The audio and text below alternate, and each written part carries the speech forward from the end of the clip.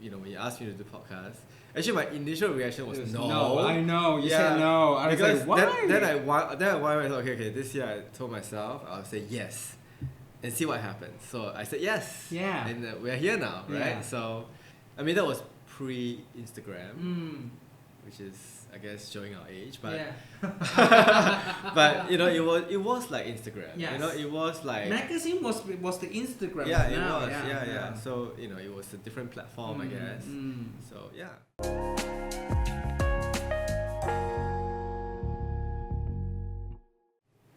Right. So welcome, my friend Yeow from Singapore. He flew all the way here just to be in this podcast. Thank you for coming. Thank you for having me. Thank you. Cheers. Cheers.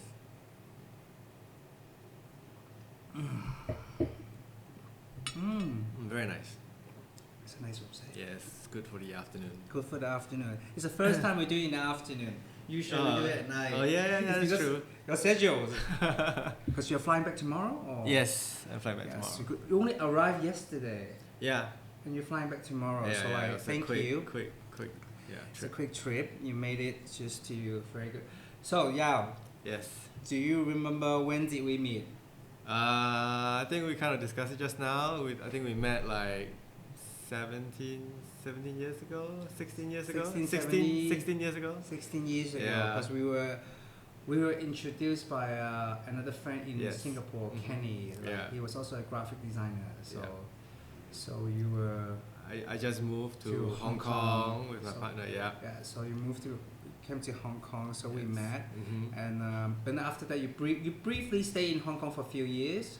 Well, we stayed in Hong Kong for 2 years. 2 years. And then we moved to Shanghai for 1 year, and then we came back to Hong Kong after that for So Yeow is a graphic designer. So I always when I started my own company, which is 10 years ago, I always ask you for favors. So I started with asking with Yeow. I said, I have always sketched you something, like a handle, because it always started with the house, the Chu's family house. So we started with that handle. So like that pattern. I just quickly sketched, because my idea, because I wanted to use their names to celebrate the names, to be in the house somewhere. So I was just thinking maybe a handle, a door handle, that maybe can be a kind of initial medallion sort of thing. Yeah. So you're very kind. So you did few sketches for me. Oh no, not sketches. I sketched something, but you turn it into a graphic. You gave me a few options. And you saw the final, and it made, and you saw the final product. And now the owner actually took that logo that you made into their uniform. No, really? Yeah. So cause this is how rich people live in Hong Kong. All the helpers wear uniforms. Of course. So they all they have a name tag. So they actually because they actually sent me a draft. They actually asked me for permission. They say, can we use the design of this and to be part of the uniform? And I said, of course, okay. It's my honor. They show me it's got some kind of a hotel staff uniform, and then they put a logo on it. So that's how we started working together. Of course, I constantly asking you for favor. No, I'm no. happy to help. Yeah. No. Before that, What? he's the mastermind What? for my company, or the logo of my company. Yes. So this is actually when we start. This is our first project together. Oh, you mean all the others came afterwards, right? All the others came after. So you always started like you the one that who actually created all the branding. Yes. The directions, my name card, all the envelopes, and everyone said, "Oh, very nice, very nice." Very simple, very elegant. Thank you. Well, 10 years. 10 years. Yeah, no. So we track back. We started working for my company first. Then I kept constantly asking you for favor. So we started with this little handle. Then it came another, because since I have this idea of this initials thing, and I was designing for another rich client, so it turned into the LIU screen. Yes, so that's how but I was telling you, I think your approach of kind of getting the graphic element or the graphic design part of it involved in the interior is quite different. It's because I think you have a vision, so you just needed somebody to help to kind of realize the vision, and I'm always very happy to help because I think through your eyes the graphic then evolves into something a bit more three-dimensional, and it's kind of, it will be integrated into the interior, which is I guess something which as a graphic designer, we are dealing with two-dimensional stuff most of the time, or digital. So I think with your idea, with your background, you're able to make it into something three-dimensional, and I think that's quite interesting. Because I'm a control freak. Which is great. It's rare to find a brief from somebody that knows what they want. I'm sure. I think we both have clients. At least from my experience, most of the time the clients will not. They do not know what they want, but they know what they don't want. Yes. Right? Yes. So sometimes it can be very painful. You do I don't know how many interpretations or designs just for them to say no, but they're not sure what's yes yet. But eventually we'll get there. Yeah. It takes sometimes it's a painful process. You started with something. Yeah. And they comment. It goes back to the original option. Yes. Because this is the project recently, the project that we're working together right now, the one in Miami. They are constantly commenting. It goes back to the original. Oh, really? And they actually wrote a letter. They actually, I'm so sorry, Stanley. We're going back to your original idea. Because everything is actually well thought out since from the beginning. Because we put it there for a reason. Yes. And then they start commenting because they don't understand where it's coming from, or they are not there yet. So the more they think about it, then they just realize it got back to the original. Yeah. Sometimes design by committee is also very difficult. So it takes a while. It's a process. Yes. It's a process. Because I always believe graphic is very important in all designs. Because because we see design every day, we experience design every day. Yeah. And everything is graphics, especially interiors or architecture. Elevation is graphic. Stone patterns is graphic. Even everything is graphic. So you just sometimes I would just go to a very typical, if it's laying stone with a brick style, or this kind of irregular, very rectangular shape. Right. So that's why when we were doing a project in Miami, and I said I want something different. Yeah, but I think not a lot of people think like you. They'll probably take the easy way out and just say, show me, go to the supplier and say, show me what you have.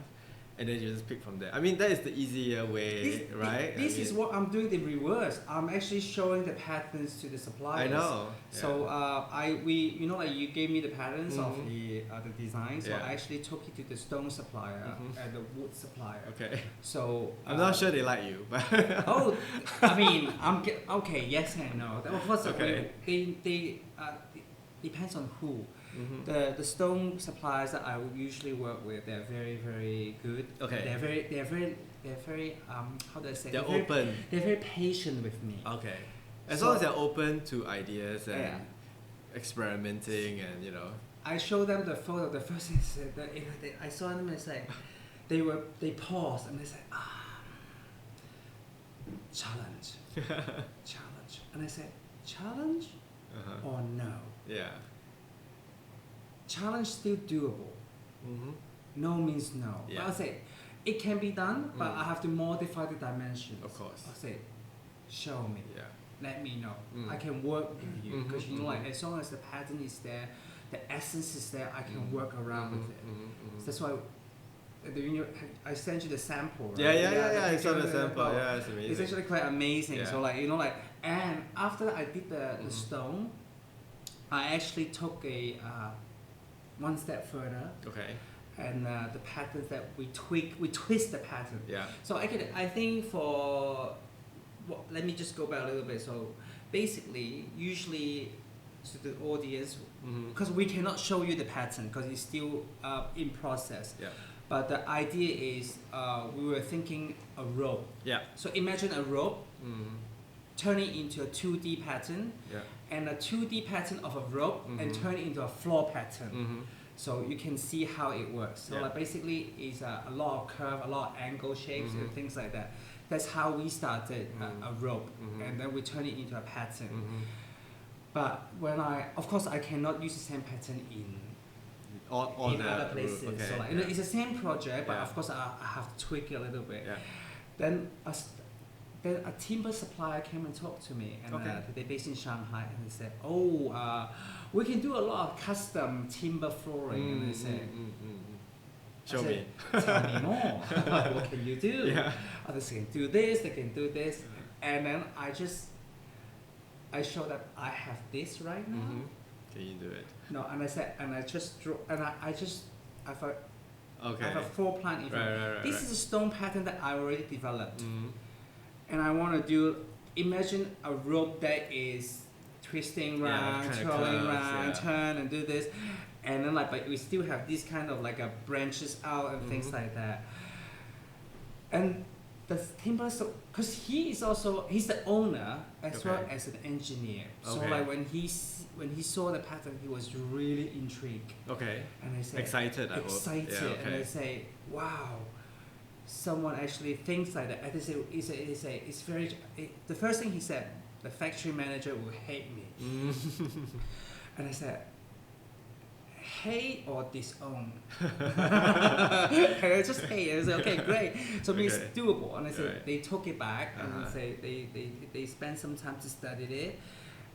Did I send you the sample? The pattern that they came back with? No, not yet. Okay, now I'll send it to you later. It's totally different, Okay. but like they took the concept a little bit. They said there's a lot of restriction on the timber because it has to be modular. Yes. And it also has to be easy for them to manufacture. Yeah. So they took the pattern and changed it a little bit. It's nothing like the original pattern, but at least it's the essence is there. The essence is there. It's based on that.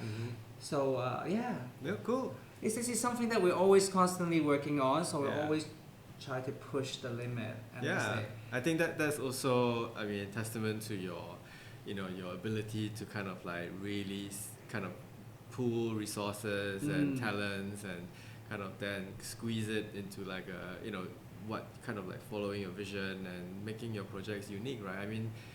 What's the point of like just getting a box standard flooring or whatever from a supplier when you can create something unique for every single project?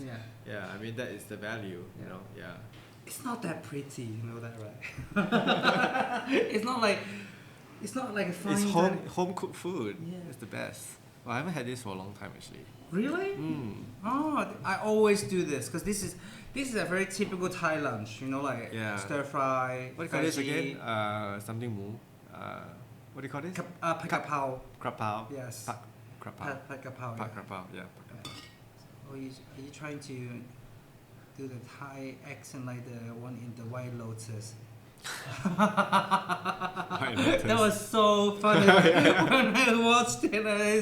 It's so typical. It's so typical. The lady. Yeah. So we were actually in Paris together at the. Yes. We were in together. Yeah. But we didn't manage to have time to meet together. We always overlap, but like just different. I think we were in Paris for like we were both in Paris for like 24 hours. Yeah. Because you just came back and then I was about to leave. Too rushed. Anyway, I'll see you here. Yes. So tell me, what's the difference between living in Hong Kong and living in Singapore? Do you miss Hong Kong? I don't know where to start. Do you miss Hong Kong? Are you gonna say Hong Kong is better? No, I think they are both different. They're both different. I'm not gonna. We don't want to be killed or like attacked. Yeah, I might not be let back into the country tomorrow. But do you like Singapore? Yeah, I mean Singapore is home. I'm from there, you know, but it's definitely slower than Hong Kong. Yeah, definitely slower. Like even this morning when I was kind of walking around, it's like wow, you know, you can really feel the pace of Hong Kong, whereas Singapore is a bit more laid back, a bit like island time. You know, everything's just slower. Yeah, which is quite nice. Oh, I Yeah. love Singapore. Yeah. You know, like It just gets a bit hot, or every day. or just like what they call it, hotter or hotter. Yes, Yeah. just like what the White Lotus. Yes. You know, like I like Singapore. I go to Singapore a lot actually. Yeah, and you used to go there more often because you used to have I projects. used to have projects there. Yeah. I did a hotel in. I did quite a few hotels in Singapore, and I mean, they always say Hong Kong and Singapore is almost the same, but actually it's very very different. It's very different. So like it's very different. It's all has its own unique culture, background, and also Yeah, I think the way of working is so different. Yeah, I know it is. So somebody was telling. I mean, I was just chatting with somebody about the culture of working in Singapore. Is like the Singaporeans would analyze a problem, whereas Hong Kongers will try and solve a problem. You know- That's you a know- good way of saying Yeah, it. it's Yeah, good way of yeah, saying it's it, true, yeah. so true. You know, yeah. So in Hong Kong, it's about getting from point A to point B Yeah, in the fastest way. in the fastest way, whereas in Singapore, it's like from A to B, there's one route.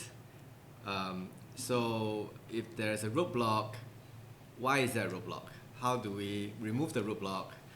Who should I ask to, you know, I mean, basically you're trying to analyze the problem rather than going around the roadblock. Yeah. So Yeah. that's the difference really. Yeah. So it can be good or bad depending on what kind of job you are kind Yes, of working because on. when I was working in Singapore, because the reason they hire me or hire a designer from Hong Kong is we are very efficient in terms of using space. Yes. So that's one of the I think that's the only reason they hire us, because you know we're doing a very small tight space.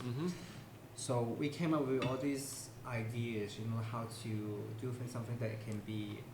They always think wall is just a straight line. I mean, it's also because of the construction these days, because of this modular system. Because you know, like I think, sorry, what do you call it in your housing system? BHD flat or the HDB. HDB. HDB Because housing. you know, Yeah. like the way they build HDB is all this modular. It's Modular, always yeah. coming from Malaysia or from somewhere. It's already coming in. Yeah, it's a prefab. Precast, yeah. Yeah. So they always assume precast in only a square shape. But you know, like when you do square shape, you come we always wasting a lot of odd corner spaces. And say, can we do this? My answer is always no, because by the project manager they always say no. But they say, can we check? Because you know, like you are definitely not the one who's making it.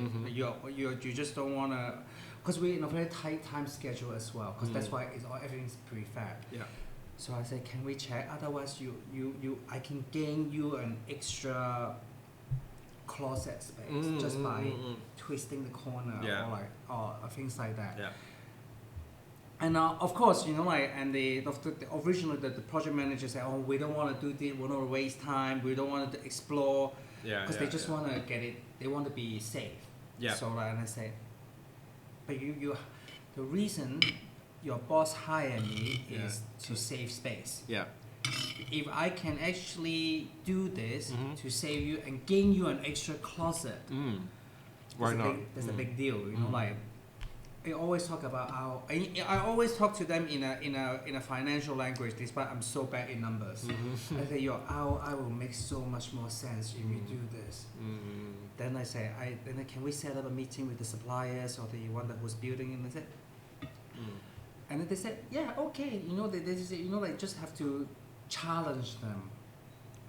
They said, okay. Then actually we build it, and then we gave you we make you an extra closet just by eating a little bit into the toilet just by zigzagging the wall. because you are thinking out of the box. Oh, yeah, we always do. Yeah, whereas it's always easier to keep to the box, Yes. right? Yeah. So, yeah, differences. So what do you do now? Like in terms of any exciting project you're working on right now? Well, I think the project that we're working on is pretty exciting. Really very exciting. Yeah. We're also working on a hotel. Oh, nice. Yeah, like a co-living, multi-use kind of property. Yeah, so it's kind of similar, but in a way it's also a bit different from the way you kind of approach us. So for that project, we are more involved in the naming, the creation of the brand, and then we then apply basically the branding elements to the hotel. And the way we do it is a bit, I guess it's more to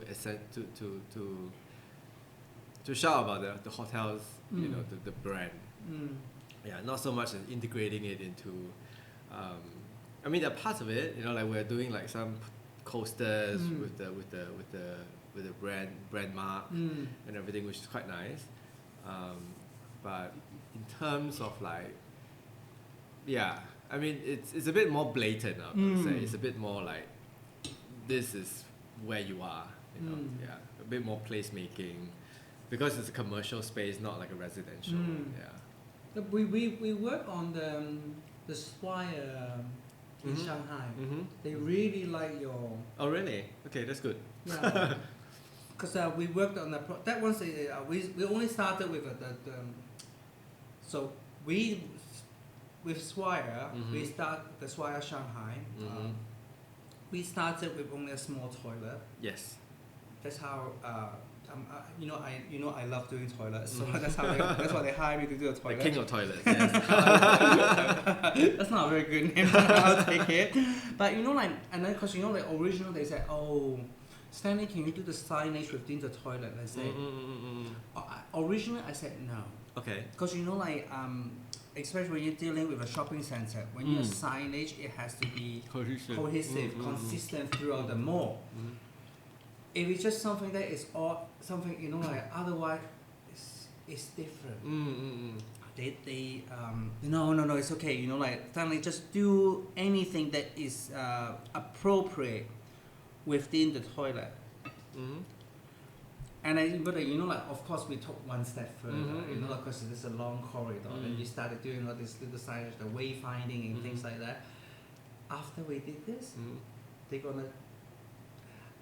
I should have charged them, but they said they're actually taking our design. Okay. They know what they are planning. They haven't done it yet. They were planning to take our concept and to apply into the entire mall. Oh, okay. That's good. So they got a cheap deal out of this, but Yeah, you should charge them for PI, right? No, but that's why it's a very good client. They say they say, if you want it, or we can provide you. Let me know if there's anything that we can provide. So just. But, it's okay. Yeah, you have a relationship with them, so I think that's more important. Yes. So what's the next traveling plan? Going to Lombok. Lombok, Indonesia? Yeah. I've not been before. It's the island next to Bali. Yeah. It's it's supposed to be a bit more laid back, like Bali maybe 10 years before. But it's also quite different because Bali is a predominantly Hindu island, whereas Lombok is Muslim. So you get the mosque, you get the call of prayer every night, Because there's the previous podcast, the episode we talk about a lot of traveling. So traveling is very important, especially for design, because you need to see, and also see in real life. Yes. Because not just scrolling through Instagram scrolling through Instagram is great. Pinterest is great. It at least give you an initial ideas like what can be done, what other people's doing. But in order to advance it, you really need to see in person. So of course, we are lucky that we get to travel quite a fair bit. Yeah. I think it's quite important especially if you are designing hotels and stuff, just being in the room and using the hotel room, you know, because there's so many times when I'm sure you have your dislikes and your pet peeves about the design. I mean, like, you know, like when we go to a room, it's like, oh, this again, you know, like again, like the hairdryer situation. I mean, why can't they get it right? I mean, for me, that is like, it's always the case where they're always unplugging it, you know, kind of putting it back into the bag. I mean, I don't want to touch the bag. Like, why must it be always in the bag? Okay, I'll you know, and very good point. Yes, and it's always you have to plug it in somewhere, and then the wire is all over the place, and sometimes it's not long enough to see the mirror. It's like it's always this one thing that is annoying. Right? That's for me. Okay, I'll make sure that it's not happening in our room. Yeah. I haven't thought about the hairdryer yet. The hairdryer is a pain point for me, and the second one is all those LED lights that lights up the night. Oh, those are the switches. It could be anywhere. Yeah. Like that little dot. Yeah, it could be a little dot. It could be from the TV. It could be, you know, like sometimes when you switch off the TV, it'll still be a red dot or whatever. It could be that. Or like where I'm staying right now, there is a control panel next to my bed with it's a temperature control. Oh yeah. So actually it says what temperature you have set it to be, which is great. I mean, you can control the temperature next to the bed, which is fine. But the LED light, you know, that is. I think in the day it looks very dim, but at night it's just so bright. Well, because it's so dark. Yeah. You have to sleep in the full blackout area. I mean, it would help, right? It's just so little. I know. Things. Yeah. I do understand this. You know, like I always got complaint or my clients request that it has to be pitch black. You know, like even like there's a green dot when you turn on the aircon. They say They will say, "Is there any way I can get rid of it?" And I say, "I don't make aircon, but I can take over it." Yeah. So I actually bring. Okay, now I'm gonna sound like I'm crazy, but I actually bring a black tape. You know, like those piping tape. Oh yeah. Yeah. To travel. To tape over, you know, things like that. Interesting. It's the only way. You know, like, I mean, like, I'm traveling with my team quite a few times now. You know, like, my team, you know, like my friends, I'll bring my own hairdryer, I'll bring my own pillows, and I said that's a torture. You know, like for her, in order to get a good quality sleep, she needs to have this. I mean, I would agree with her. I mean, if I could bring my own pillow, I would. Because usually it's the pillow that's the problem. You know, because you're so used to your own pillow. I mean, it's not right or wrong, but it's what you're familiar with, right? And another annoying thing which was in China when I was recently there is leaking shower stalls. That is just annoying, right? I mean, I don't know, they're just not properly sealed, or it's not deep enough. The shallow is the yeah, you know, it's just or sometimes they will build like they don't want to put a door. They will do like a panel, partitions, a solid wall, yeah, but it was still kind of, you know, water will still run out, right? Yeah. So that's another annoying thing for me. Yeah. I mean, this is very typical Europe, right? You know, like despite staying at a 5-star, you know, like you still get this kind of. Yeah, I mean, before Paris, we were in a ski resort in Switzerland, and they literally just renovated their bathrooms, and they had this. I mean, it's very nice. It's flat. It's this leveled bathroom with this, you know, kind of like trap that's very nicely done.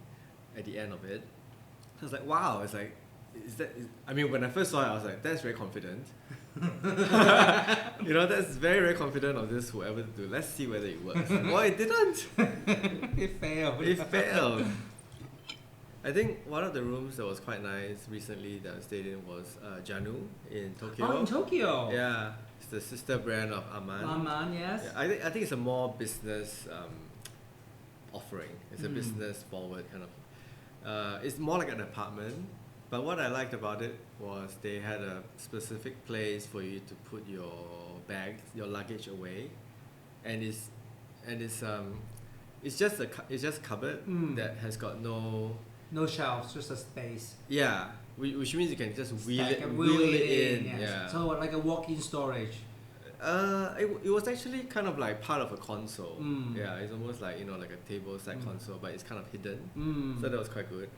And they had like a screen, like a what do you call this? Like a fluted kind of like. The glass or the. No. Okay, so it's to hide the TV. Okay. Yeah. This is when you mention hide the TV, because like I was a huge debate with the hotel team these days, recently, and they said the last thing I want to do is looking at Black Mirror when I sleep. Yeah, so I think they did a good job because they kind of set it back, and then they have this, like this screen that comes down to hide the TV. Yeah. Yeah, which then kind of look as if it's part of that. The design. Yeah. So that's. Is it manual or automatic? It's manual. So you have to go and pull it down. Yes. Okay. Yeah. So maybe you can one up. Yeah. No. Because we were just debating. It should be like originally it was just a TV just at the end of the bed. That's typical. But I was telling them, the last thing I wanted because I try not to when I sleep. My bedroom has no TV. I don't watch TV. Mine as well. Yeah. So like just like bedroom when I sleep should be. A sanctuary. Should be like minimal. No LED light. No. And also like, cause I put my phone outside my room. Oh wow! Okay, that's commitment. Yes. I started recently. I am usually attached to the phones. But lately it's just been too much. Cause when I sleep is when the US is working, so I'm constantly getting WhatsApp. Yeah. No. Despite I put on the silent mode, do not disturb mode. But it's there. Like you'll wake up and look at the messages. So that's the worst thing. Yeah. So like, cause like when I wake up, it's their evening time. So I'll have a quick catch up with them. When I go to bed, it's their morning time. Cause I'm sure along the way there's a lot of things happening. So like that's why I always wake up at 3 in the morning just see anything's going on. Anything's going on? Is there anything that I have to respond, or like can I respond quickly so the US team can do their things? But it's just too much, yeah. Too much, getting way out of control. I recently had I had a kind of like a wake up call, a heart situation. I was feeling this kind of a chest pain, anxiety or whatever, stress, whatever that is. Like I was so worried, and I thought that I was like, am I getting fat, or like am I getting a cholesterol, or like am I getting a heart, or is my heart deteriorating because I'm getting old, or all these things. So I went for ultrasound. I went for the ultrasound, the heart test. So I spent shitloads of money on my heart, and I asked, is my insurance cover? Oh, we can cover a little bit, but not too much. I still have to do it anyway. Yeah. So I went through all the tests.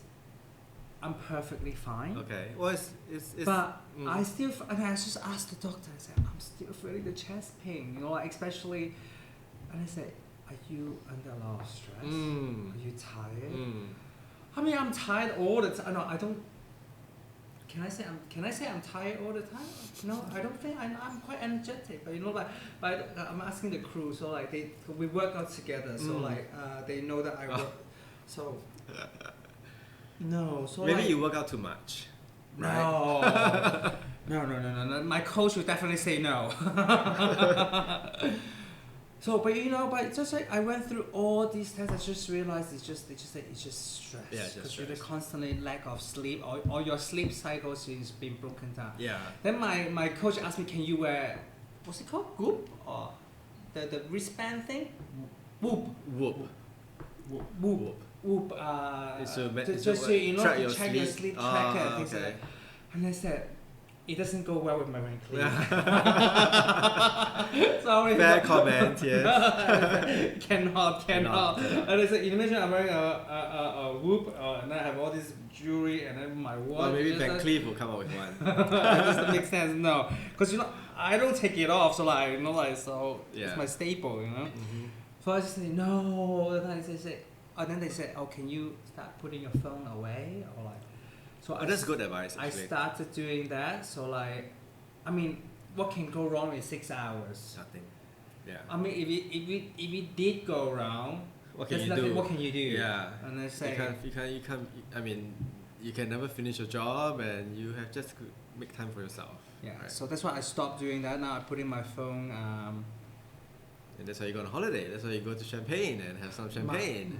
My holiday wasn't really a holiday. Oh 'Cause, no.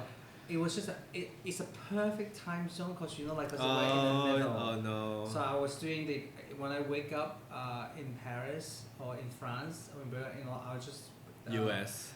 then I can do a conference call with my team in Hong Kong. Oh yeah, because So about which 3 is o'clock. the afternoon in Hong Kong. Yes. So I just quickly catch up with them during breakfast time. Then I can do my things. Then when I get back to the hotel or the Airbnb, then which is about 6 before I go out for dinner. So which is I think will be the US. midday with the US just before lunch. So I can just catch them, so I can because now I have the conference call at 10 or like 9 p.m. At night, yeah. 9 p.m. at night. So which is Because New York, is it New York? yes, 9 I'll do a.m. it because 9 a.m. East. Is it East or West? East Coast, right? Yes, I'll do it with East Coast. Miami and New York is at the same time zone. So I guess it's part and parcel of being a boss, right? But yeah, try and find more time for yourself. I think it really it matters. yes, it matters because that's why I originally I said I supposed to go to Milan right after my holiday for Salone, and I said no. If I go on holiday and I end up another extra few days in Salone, I mean I was out of office for almost 2 weeks, and I said Salone is work. Salone is, despite that I'm only a spectator, but going to visit, but you're still thinking. You're still thinking. You see this, you say, oh, this might be good for my project, and then you see your potential clients. This going to Salone, going to see the new design is one thing, but connection is another thing. Because you meet the people, and they say, oh, they know you're here.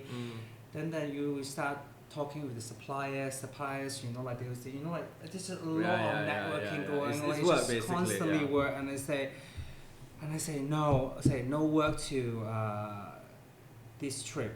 Just focus on enjoy myself and learn about wine. Yes. And keep drinking. I supposed to stop drinking after my trip. I'm still drinking this. So.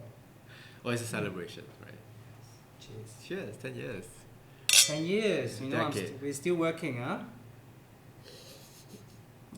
It's a good sign. So what's your plan, in terms of, I was talking about exit plan lately, what's, any plan, how to, because, because I was just listening to another podcast. I love listening to podcasts. I want to learn as much from other people, I was just listening to someone was saying that, the happiest time of a human is between 40 and 60. Okay. Because when you're early 20s and 30s, you're still making money. You can't afford a lot of things. So you're kind of you're despite you are young, you are full of energy, but you cannot, unless you have a very good family background that can able to support you. You basically are making the money, and then between 40 and 60, you're kind of spending. You understand what your true self is, what you like, and but because you're now. Are we the same age? Kind of, right? I think about there. About there. So we're halfway there. Yeah. Between 40 and 60. So any plan for the next 10 years? Anything? Next 10 years. Well, I think I'm actually taking a bit of a time off at the moment. Just doing projects that I really enjoy, like your projects. And in the meantime, I'm also trying to, just do other stuff. Go on courses if I can find something I want to do, just to kind of like maybe make something or kind of explore other parts of design aspects, you know. Yeah, so that's what I'm doing this year, and and also one of the things that I'm trying to do is to say no, don't say no too much. Oh? Yeah, so I'll just say yes first, I'll think about it. and then later on, if I really really like, you know, but at least I'm just saying yes first. So like, you know, when you asked me to do podcast, actually my initial reaction was no. No, I know. You said no. I was because like, why? then I thought, okay, this year I told myself I'll say yes, and see what happens. So I said yes. Yeah. And we're here now, right? Yeah. So, yeah. So are you still planning? Because you know, I think 2 years ago, before you left Hong Kong, we had dinner. Which is 5 years ago. 5 years ago at the Rosewood. Was it at the Rosewood? Yeah. Was it on the way? No, that was when we came back. When we came back. Yeah, 2 years ago. 2 years ago, I think we had this conversation. You wanted to open the store. Is it still happening? Is it still part of the process? So recently I discovered that some of my magazines that I've collected and kind of collecting dust on the shelves actually is worth quite a bit of money in the open market. So what kind of magazine you've been collecting? I know. Magazine? So I used to be quite Playboy? Playgirl? Not those, but I guess some of the models might cross. But no, these are more fashion focused magazines. Those vintage, like the old like Vogue or really old copies or what? Like there's this particular one called 032C. It's like more of a cult magazine. But it's also fashion, kind of like in fashion magazine. And there's other one called Magazine Curated By. I mean, just a few of those. And I don't know, I was just searching online and I realized that actually, you know, there are people who are willing to actually purchase these magazines who are which are in good conditions. So talking about the shop, so I think I'll set up a online platform, and then I'll try and just put those up for sale and other things if it comes along with my. Oh, nice. You know, yeah, so I mean it's just playing around really, but I guess it's kind of a shop, you know. Yeah. Because you know, like on the last podcast we also talked about collecting things. I think because you know, like I collect things. You know, like I buy things, but for no reason. You know, like I like to. You know, when I see something nice, despite it's not my cup of tea, but I see values in that, I'll buy it. But I'll not unbox it. So I'll keep it in the box. I'll not unbox it. So I was just saying, you know, like if whenever maybe when it's gifting seasons or anything they need something, just like I will pass it on, you know, like, you know, something that I like or something that I travel, I saw that I like. So then I'll pass, you know, at least to give a purpose to that thing. So like we were talking about, so like you've been collecting these magazines, you didn't realize it's gonna. Well, I mean, I collected because I liked it as well. I liked it. So like, and it was references, and I was very interested in kind of the fashion industry, you know, before. And I think if in a different life, I would probably be in the industry if I had a chance. If I was in, let's say, living in Paris, for example. It's just that Singapore was never, or even Hong Kong. I mean, there's a fashion industry. In Not Singapore, really. well, there used to be. I mean, there's more avant-garde, but not so much these days. You know. Yeah, like, but definitely none in Singapore. You know. So I used to collect them, and I actually disposed a lot of it when I moved back to Singapore because it was just a lot, and they're very heavy. You know, magazines are heavy. So anyway, so I used to collect them. I would go to. I remember in Singapore there used to be a Tower Records, and then they bring in all these like foreign magazines, and I would like, you know, just spend all my pocket money there for all the different, like, you know, ID, The Face magazine, more like cultural fashion, because I find that it's a good. I mean, that was pre-Instagram, which is, I guess, showing our age, but but you know, it was like Instagram. You know, it was like magazine was the Instagram. Yeah. So you know, it was a different platform, I guess. So I enjoyed flipping through them. It was references. Sometimes when I get stuck in design, I might look into like, what color is Dries Van Noten using, for example, because he's such a great colorist, and things like that. So right. So like, which I think we're running out of time. So like, because you have to go, because you're on a very tight schedule. So we'll finish off with our final questions. We always finish with quick fire. So like, oh my god. Very simple. Like we always start with let me drink a little bit more first so I can remember what I'm gonna ask. Because I'm last episode I forgot most of the things that I'm supposed to ask. So like, I'm not sure the drinking will help, but because I can just blame drinking. Okay. So I always start with rice or noodle. Actually, after Sanxi, I would say noodles. Noodle. Okay. Yeah. Paris or Milan? Paris. Yeah, I mean, this Paris trip kind of changed it because this was the first time I've been back for a decade.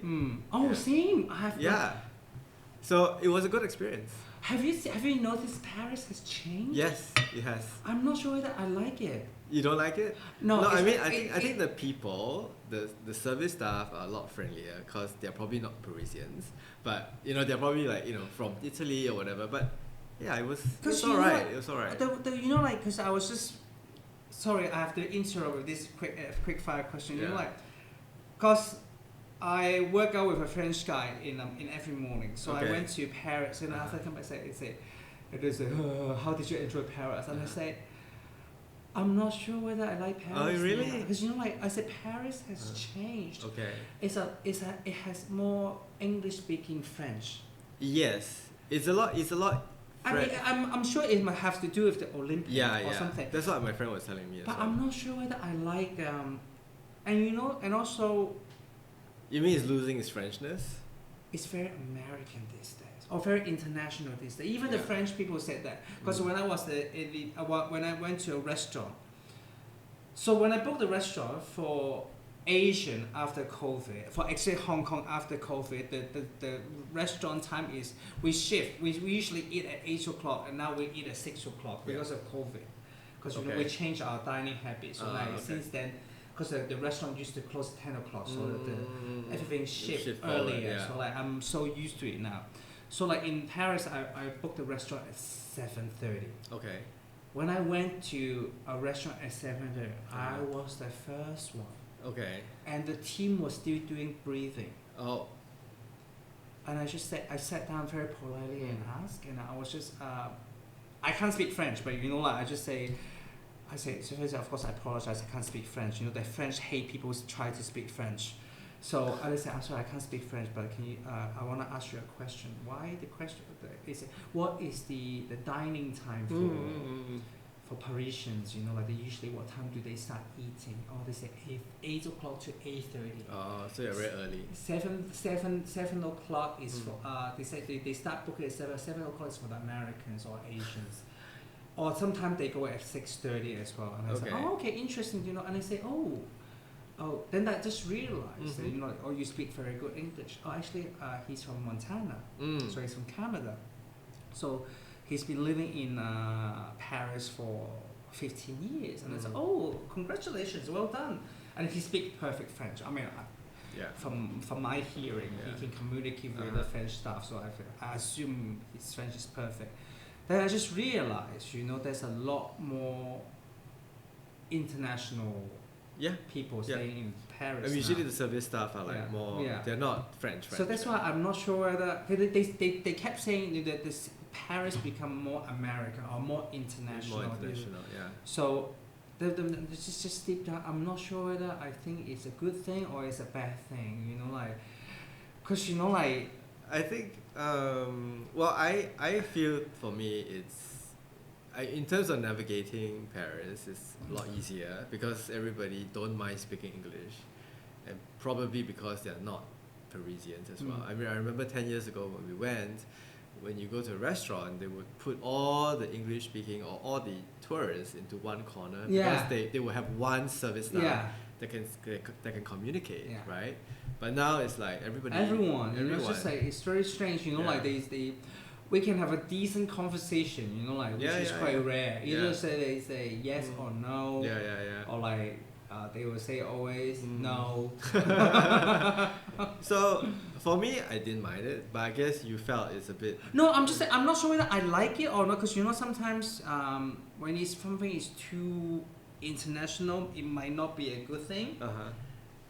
It kind of feels like the same everywhere. It just feels the same everywhere. Okay, yeah, I can see that. Especially in where maybe I was in a very touristy area, but not in Burgundy or in Dijon or Beaune.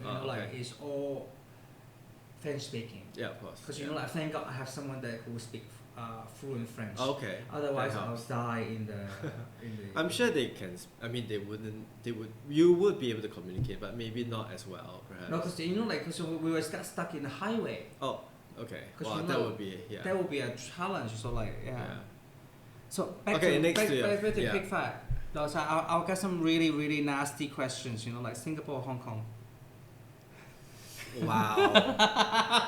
That is tough. But since I'm living in Singapore now, I'll just say Singapore. Okay, great. Okay, that's it. Thank you so much. Okay, thank you so much. Thank you for having me.